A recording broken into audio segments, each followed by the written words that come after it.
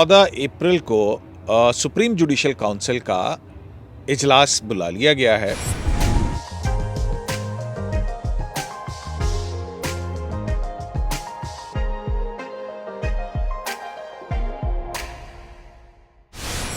अस्सलाम वालेकुम, शाराए दसूर से मैं हूं अब्दुल क़य्यूम सिद्दीकी और आप हैं AQS के साथ।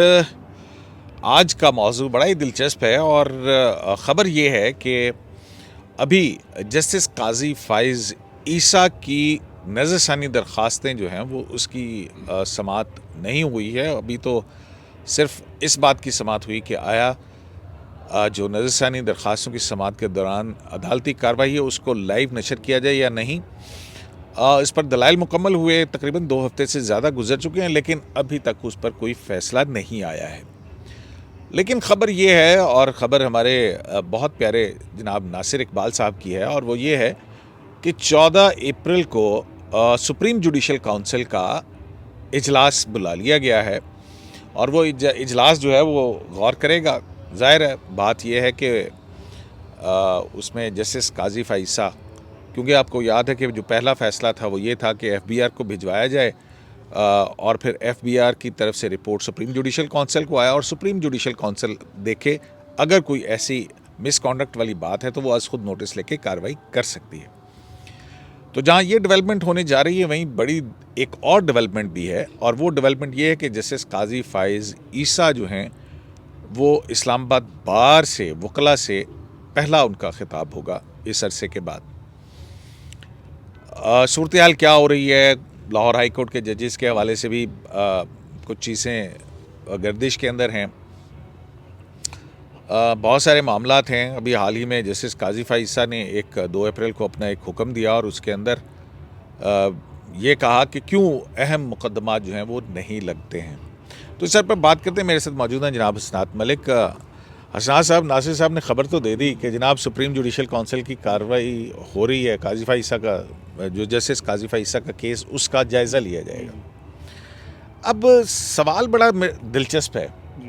जस्टिस उमता बंदयाल जो हैं वो रिव्यू बेंच की सरबराही भी कर रहे हैं। अच्छा, अब सुप्रीम जुडिशल काउंसिल में भी वो, क्योंकि मुशीर आलम साहब के बाद वो हैं, तो वो भी होंगे सुप्रीम जुडिशल काउंसिल में। क्या वो बैठेंगे या नहीं बैठेंगे? फिर एक और भी है कि सुप्रीम जुडिशल काउंसिल में चेंज ये हुई है, जो सेठ वकार जो हैं उनके रहलत के बाद जस्टिस अतर मिनल्ला जो है वो सीनियर तरीन जज बन गए हैं। तो ये मामला होने क्या जा रहा है, क्या हो क्या रहा है? और इधर वो इस्लामाबाद हाई कोर्ट के चीफ जस्टिस हैं, जस्टिस काजी फ़ाइज़ ईसा इस्लामाबाद हाई कोर्ट में ही वकला के साथ खिताब कर रहे हैं। टेंशन चल रही है इस्लामाबाद हाई कोर्ट की। इस्लामाबाद हाई कोर्ट के अंदर बड़ा वो चैम्बर्स वाला मामला जो है, तो क्या हो क्या रहा है? ये बड़ी दिलचस्प सी सूरत हाल नहीं बनी हुई। जी बिल्कुल, मेरा ख्याल है ये जो आज नासिर साहब की खबर है इसमें अब देखना होगा कि क्या जो सुप्रीम जुडिशल काउंसिल 14 अप्रैल को सिर्फ जस्टिस काजी फ़ाइज़ का मामला टेकअप कर रही है या और भी है। क्योंकि 29 अक्टूबर पिछले साल जब सुप्रीम जुडिशल काउंसिल की मीटिंग जो है वो फिक्स थी, तो उस में कुछ 6-7 कंप्लेन थी। उसमें मज़े की बात है चेयरमैन नैब के ख़िलाफ़ भी थी।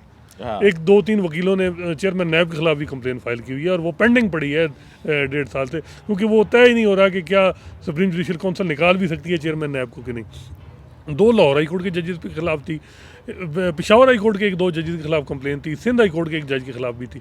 तो ये 6-7 और जस्टिस काजी फ़ाइज़ के ख़िलाफ़ 2 कंप्लेन जो है वो रजिस्टर्ड जो उस एजेंडे में थी। वहीद और एक और कोई कंप्लेन है, कंप्लेनेंट कोई है कि जी ये टाइम बड़ा डिले किया इन्होंने और ये जो केस अपना इसमें बहुत पब्लिक एक्सचेकर का बड़ा यानी ये इस किस्म की थी। लेकिन वो रजिस्टर्ड नंबर लगा हुआ था। ये 6-7 एजेंडा पे थी 29 अक्टूबर। लेकिन अनफॉर्चुनेटली उस वक्त वकार सेठ साहब बीमार थे और फिर उसके बाद उनकी रहलत होगी। तो उसके बाद सुप्रीम जुडिशल काउंसिल की मेरा ख्याल है कि वो मीटिंग उस तरह नहीं हुई, अगर हुई तो रिपोर्ट नहीं हुई।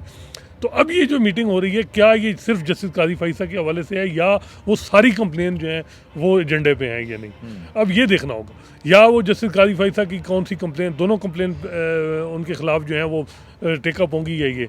लेकिन इसमें जो हमें पता चला है वो ये है कि किसी को नोटिस नहीं है।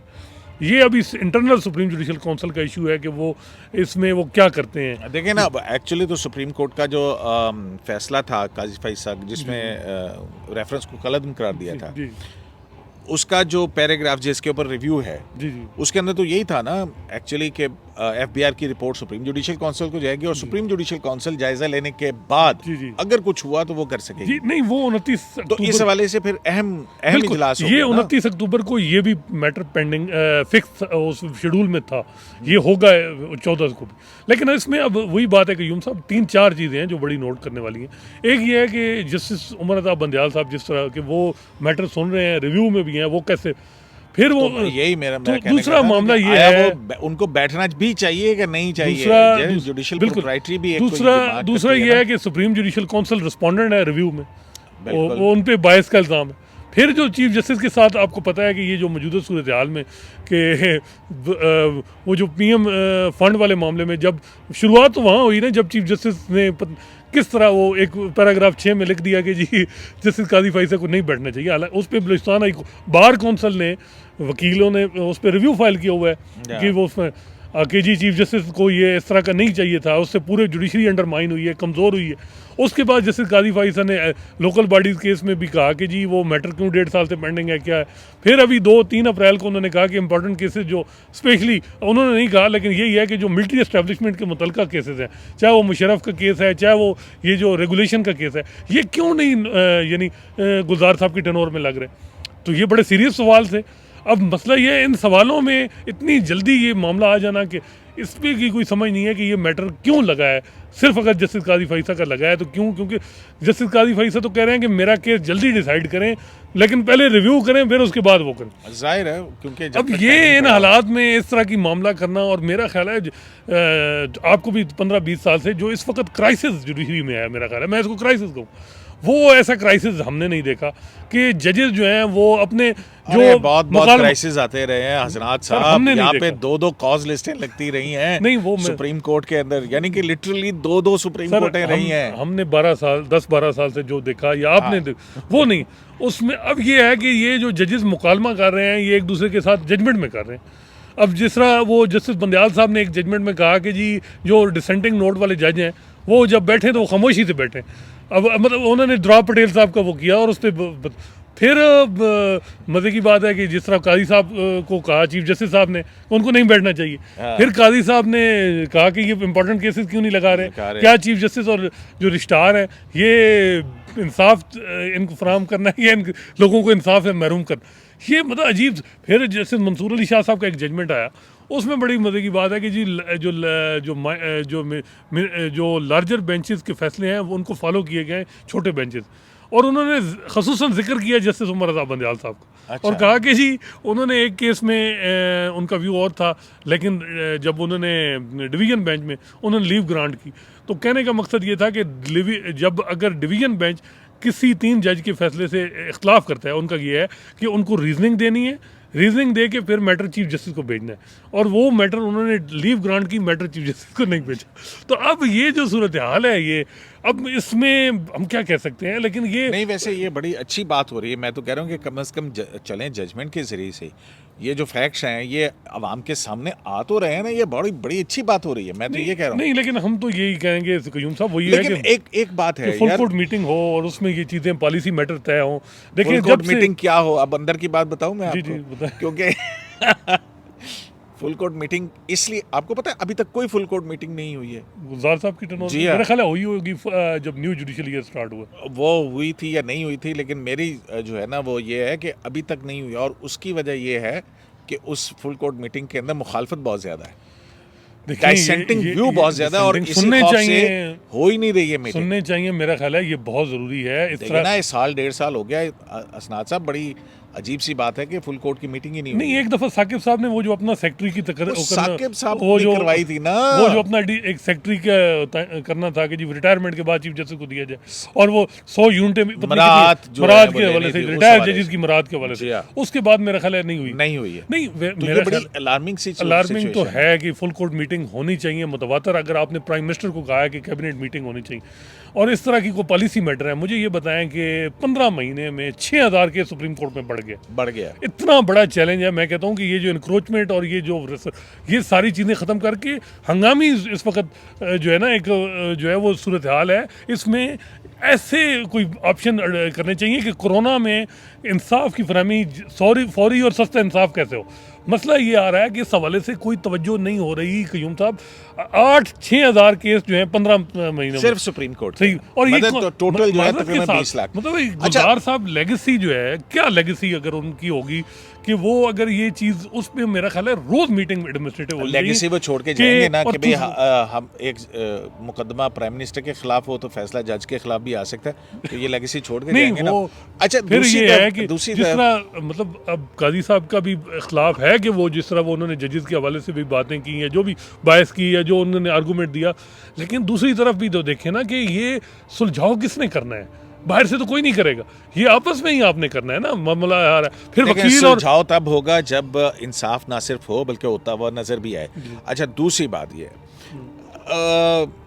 यार मुझे खतरा लग रहा है जी कि कल काजी साहब जो हैं वो जा रहे हैं इस्लामाबाद बार में जी, ठीक है। अब ये सिचुएशन ये है कि बार में वहाँ पे कई ऐसे वकला हैं, शायद वो प्रेसिडेंट का लाइसेंस भी सस्पेंडेड है, ऐसा है ना। और वो है चैम्बर्स वाला इशू।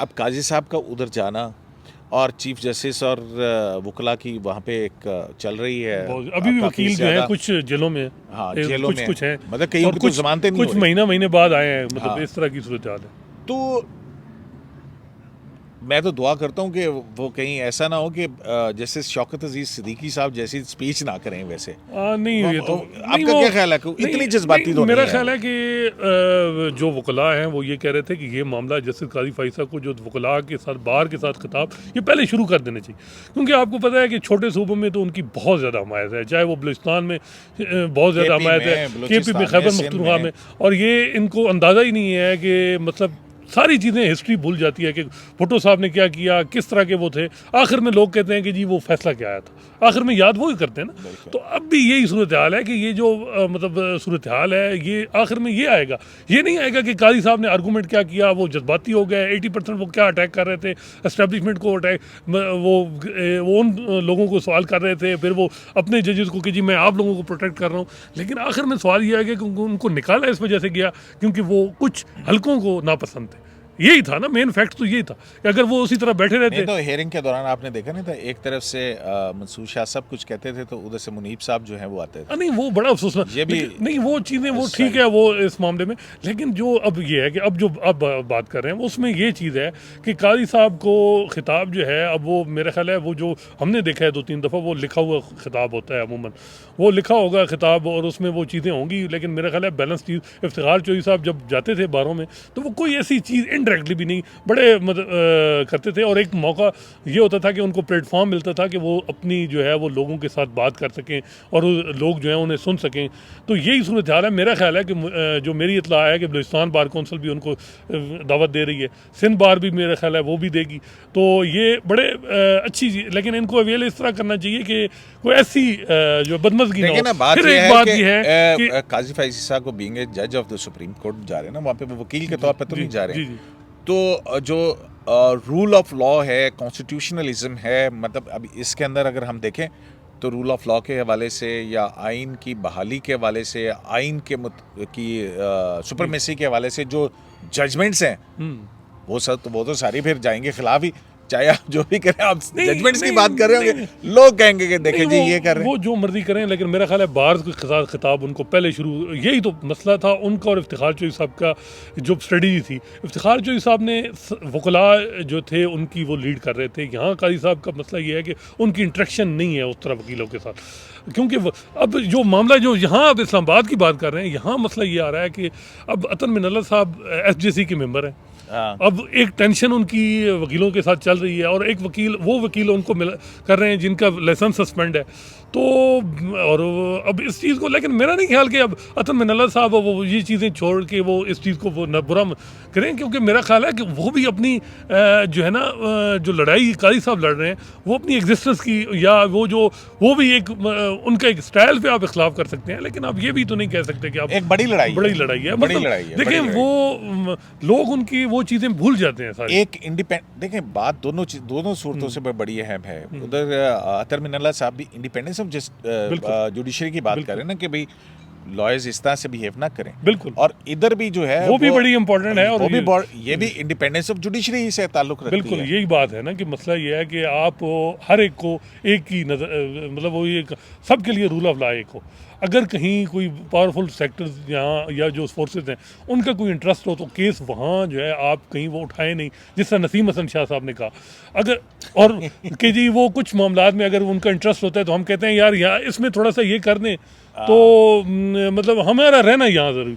लेकिन यहाँ काई साहब का ये है कि वो सब के लिए ये देखें, अगर या तो होता है कि वो वकीलों को फेवर कर रहे होते थे या वो किसी और को फेवर कर रहे होते थे, फिर बात थी।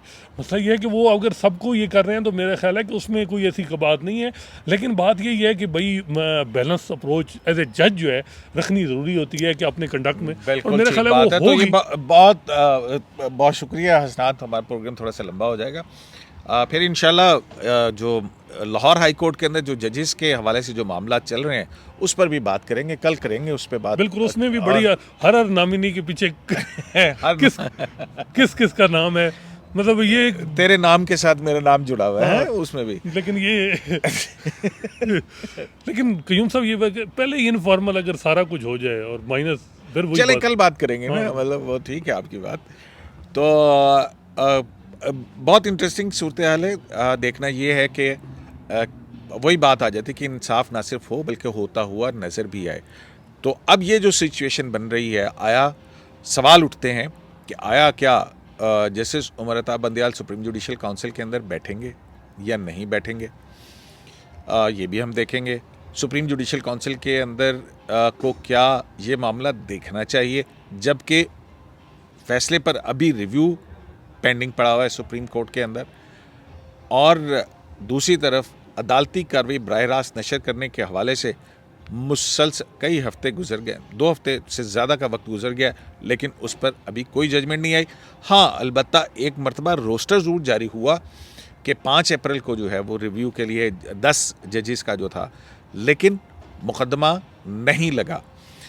अब जो अहम बात है वो ये है कि जस्टिस काजी फ़ाइसा कल वकला से ख़िताब कर रहे हैं, और देखते हैं कि अब उसमें वो क्या कहते हैं। तवक्को तो यही है कि वो रूल ऑफ लॉ और कॉन्स्टिट्यूशनलिज्म तक ही ख़ुद को महदूद रखेंगे, क्योंकि दूसरी तरफ जस्टिस शौकत सिद्दीकी वाला मामला भी बड़ा अहम है। आपने देखा है कि जस्टिस शौकत सिद्दीकी बेचारे मुसलसल दरखास्तों पर दरखास्तें दे रहे हैं कि मेरा केस समाअत के लिए लगा दिया जाए, लेकिन खोसा साहब कहते हैं आई विश कि मैं किसी और आर्गूमेंट में उसको फारिग करता हूं। ये भी वो ये भी कह रहे हैं। तो दूसरी देखें बड़ी, क्योंकि वो निकालने वाले भी कहते हैं कि आई विश। तो जस्टिस शौकत सिद्दीकी के केस में भी अब वो तो प्रेसिडेंट ऐसी ही पड़ी हुई है ना इस वक्त के, देखें वो तो समरी का भी समरी ट्रायल है, मतलब है कि बगैर सुने समझे वो जो है ना उसको, वो एक बड़ी बैड प्रेसिडेंट जो है वो मौजूद है इस वक्त। तो हम जो है वो तवक्को ही करेंगे कि अल्लाह करे कि ये इसमें से कोई बेहतरी बरामद हो। तब तक के लिए शायद से अब्दुल क़य्यूम सिद्दीकी को AQS लाइव से इजाज़त दीजिए। अल्लाह ने के बाद।